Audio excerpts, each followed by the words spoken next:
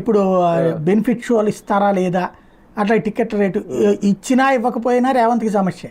ఇస్తేనేమో అదిగో డబ్బులు తీసుకుని ఇస్తున్నాడు అంటారు. రేపు పొద్దున వీళ్ళు నెగిటివ్ ప్రచారం ఏం చేస్తారు, లంచాలు ఇచ్చి అంటారు. అట్లాగే ఇవ్వలేదనుకోండి, అదిగో ఈ మూలంగా సినిమా రంగాన్ని నాశనం చేస్తున్నాడు అంటారు. ఇది ముళ్ళకంప మీద చీర లాంటిది.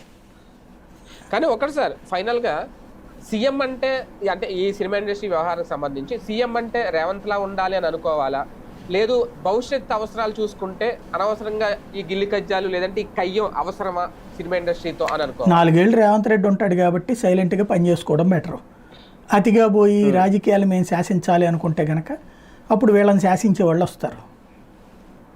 అవునా?